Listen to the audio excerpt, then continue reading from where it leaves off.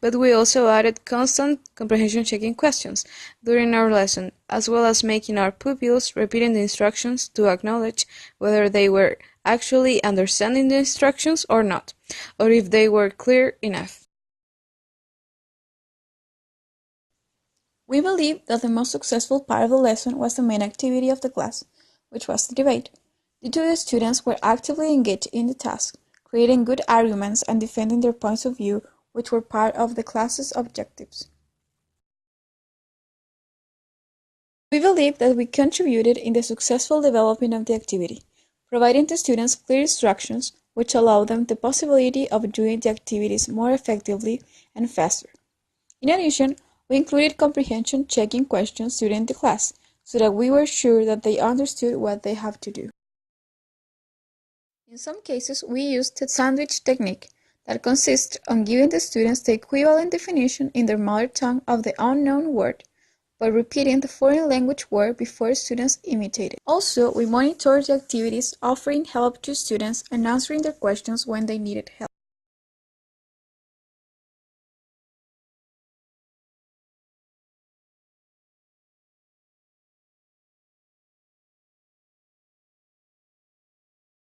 The first thing that we did at the beginning of the lesson was introducing ourselves to our students and also asking them to quickly introduce themselves.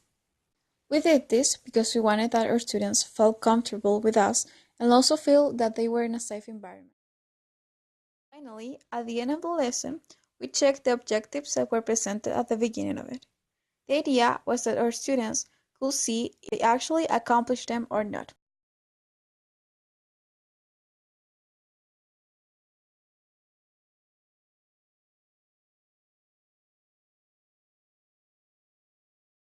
The least successful part of the lesson was the study phase, because one of us read the expressions that the students were supposed to read and repeat, in order to help them with their pronunciation.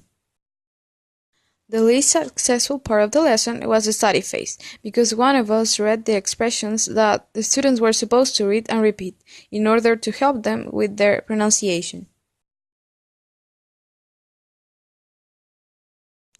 Also, we didn't pay as much attention to the entire group as we would have wanted to, because we were nervous and we lacked of experience to manage these kind of situations. If we would have the opportunity of doing the lesson again, we would put more emphasis to the students that do not participate as actively as the other, by integrating them and asking them to give their opinions or read the instructions in the case they do not feel very comfortable speaking in public. Another thing we could have done differently was the fact that we didn't move around the class very much, maybe because we were nervous. So for the next time, we will have to practice the way we manage our performance in the class. As a conclusion, we believe that the experience was incredible, due to the students were very participative and a great audience for our first time doing a class. We thought that the time schedule was going to be an issue for us, since we believed that our students were going to be too tired by the time we had to make our class, because we were the last group of the day. Finally, despite we know that the Access program does not reflect the classroom reality in the Chilean context, in which we will have more than 7 students in our classroom, we do expect that our future students will be as committed with this lesson as the students in the Access program were.